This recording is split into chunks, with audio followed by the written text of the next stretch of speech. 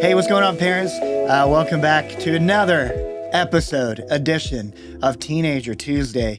We have a brand new guest with us today. It is the one and only Johnny Luvender. Johnny, how are you? I'm good. How is everyone? Glad to be on the show. We're good. Let's go. That's what everybody would say if they could. If you could hear them right now, they'd be like, "We're good." In that voice? Probably. Yeah.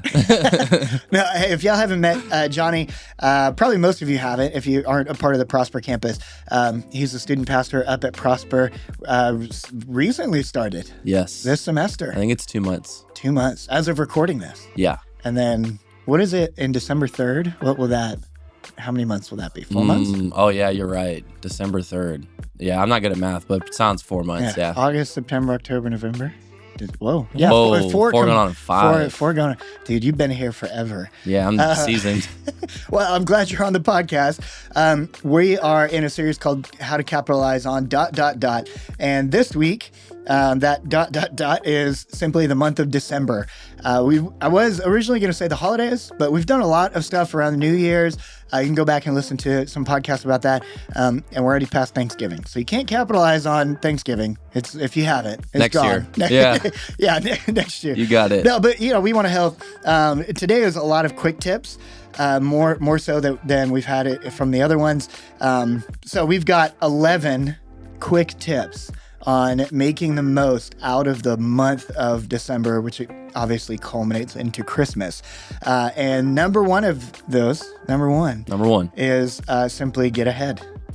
When do you start planning, Will, for holidays? For Christmas? Yeah. Well, I save all year round.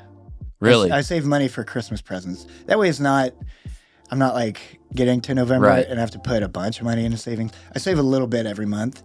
And since I got married and then since we've had a child, I buy way less presents. Yeah. But I'm a big spreadsheet guy, so I make a spreadsheet with names, and I see how much I can spend on as many people as possible. And yeah. Yeah, that's great. I try to get ahead. I get ahead of the gifts, and I get ahead of the decorating so much that November 1st I decorate. Really? For sure. For Christmas? For the holidays. Okay. It's Christmas Right. decor. Right. Yes. But no, getting ahead, obviously, it is just way less stressful and helpful to just get ahead. So if nothing else, this is a reminder. Just get ahead. You got it. Yeah. Number 2. Memories mean more than gifts. Yeah. And when I think about growing up, I do have some great memories of gifts, but my favorite moments are definitely the times that my parents got ahead. And I knew they got ahead because I had an amazing experience for the holidays, whatever that looked like. For Christmas, getting family together, and even with getting ahead too, I think about, the greatest memories are when, the family was included and invited. Yeah. And people were able to show up, and that takes a lot of intentionality, especially if you're the one hosting, but I have a lot of great memories with family because of how intentional my parents were to make things awesome. Yeah, no, that's awesome. And we'll talk even more about that here in a second. But number 3 is the best gifts don't come from Santa.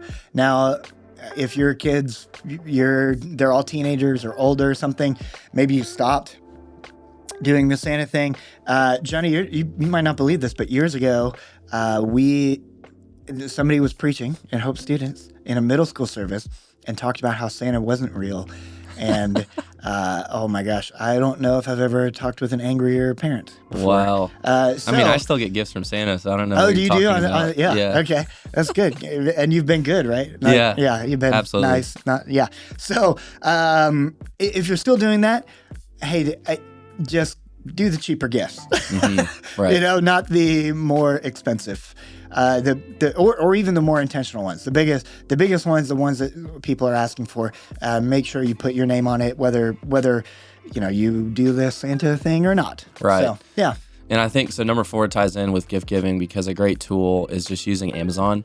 Yeah. Amazon wish list is a great place to flag things, to get ideas, but also asking your child, your student, to create a wish list so you have clarity on your end. And sometimes I think the challenge can be is like they don't really know what they want, but if you give them like a minimum, like, hey, put 10 things on the wish list, then you have tons of ways to understand maybe kind of what they're wanting. Yeah. To love them well and give them a great gift. Yeah, and to even just make it easier for your family. We do like a drawing on who we're buying gifts for my side of the family We're doing and the same Kelsey's thing now. side, and then it's easier just send the Amazon wish list. Right.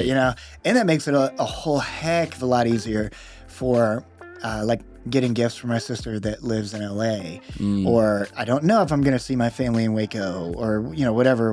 We'll have a newborn, so we'll just buy these gifts from the Amazon wish list and ship it to their address directly from Amazon too. Number 5 is traditions, which, how would you want your student to answer this question? Every year, me and my family blank. Every year, when I remember December, me and my family blank. I remember every year on Christmas Day, we would eat an omelet with a ton of bacon in it and cinnamon rolls. That was a tradition. It's something that you look forward to every year because you know that thing is going to happen. Whether that's, I've seen people doing wearing matching PJs, and they get different PJs every year. And then I wonder, how many pairs of PJs matching do you have? We made omelets. Do we give back to our neighbors every year? Oh, every year, me and my family go to Christmas Eve services. And then after Christmas Eve services, we went home and opened one present on Christmas Eve. Just those traditions. Me and my wife have talked about traditions of like, what do we want to do? This Bible reading. Do we read Luke 2, 1 through 20, and then just have a quiet time of, 30 seconds of like just personal, thank you, Jesus, for coming to this world, that kind of thing. Like, Johnny, how would you answer that question? Every year, me and my family blank. Well, growing up on my side, because my wife and I are now married, we have two starkly different ways that we celebrated Christmas traditions and things like that. And on her side, she did like the reoccurring PJ theme of getting different PJs each year, which I think is awesome. Does she still have them? I don't think so. I think now I don't know. I don't think they might still do it, but definitely she grew up doing that. Okay. And then on my side, it was a lot less with traditions in terms of like, hey, we do this every year. I think something that as I've grown up and seen my dad and stepmom do really well with the traditions would be just making sure that there's a time for prayer and there's a time for my dad reminding the family like, hey, like this is why we're doing all of this. Yeah. And we don't it's not like a sermon or anything crazy, but it is a moment every year. I remember he kind of cast the vision of like, this is why we're gathered here, you know? And I think that's special because it's not lacking the depth that, and for me, being one of my brothers who is in the church and, really is, professing and practicing Christian, it's really cool to see my dad do that because I think it witnesses to them and their, wives and girlfriends and all that stuff. So yeah, no, that's cool. Yeah, traditions. Yeah, or just whatever you want to call it, something that your student will remember forever. Yeah. What's number 6?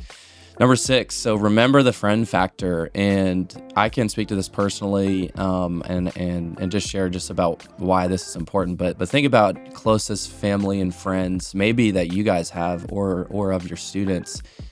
People during the holidays, it can be an awesome time, but it can also be a really difficult time. And I think about one of my best friends in particular.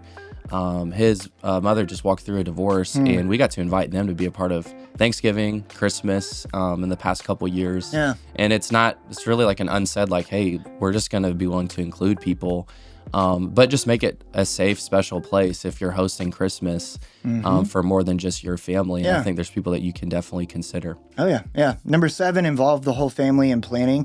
There was work in the Garden of Eden before there was ever sin. We're created to do stuff. And the more you involve them, then the more you're going to have that buy-in too. So include the whole family. Don't feel like you have to put everything, I have to put all this planning, all these events, all this. Yeah, the majority of that weight, it'll always be on the parents. But include them in the planning and execution of that too. Yes, and that'll create ownership. So number 8, reflect and celebrate.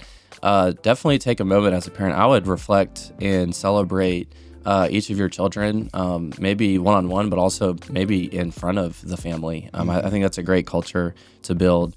Don't embarrass them too bad. That's such a great thought. And people make jokes about the holidays being hard to go back to family, and maybe you have a student in that situation or someone maybe college returning. Just be mindful that sometimes it is hard to come home for a lot of reasons. But celebrate them and see the gold in them and how they are growing. I think that'd be a great way to do that. Yeah, and that kind of goes into number 9, which is set the tone with gratitude. Sometimes we can see the holiday season as something to surviving the holidays, getting past the holidays. Oh, everything's so busy. They're going to pick up on your attitude just as much as you notice theirs. So just leading the way with gratitude, being thankful for the time, being thankful even for the busyness, being thankful for everything that you have, for everything that you are, everything that God has given to us, even taking time to just say, like pausing as a family, just talking through, this is what I'm thankful for. It's a big deal. Yes. And then number 10, blended families. I grew up in a blended family, so I know how much this matters. And I wouldn't let your student fool you if you guys have a blended family or where there's divorce or anything like that. This is a really difficult time, and it's just a complicated time because it's a time for fun and celebration, but also a time where there's a lot of markers or triggers that remind students of maybe what they don't have or what they used to have. And so prayerfully prepare for emotions, because that's definitely a given. But I think something that my parents modeled well was having a united front whenever it was time, especially if we're talking about other family in front of family, just making sure that there's a loving front and there's a united front. And that really helped us process that.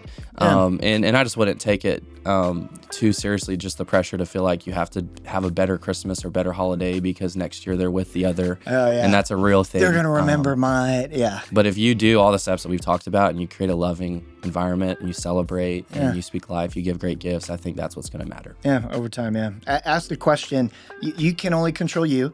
So, knowing what's in your control, ask this question: what's in the best interest of my student? Right. Number 11 is take time, breathe, observe, and just slowly enjoy the season. It's going to go by quick, but such is life, and enjoy it along the way. Don't feel like it's something that you just have to get past. Remember, parents, you can do this in December. You got this. You're not alone. God is with you, and so are we. Have a great week.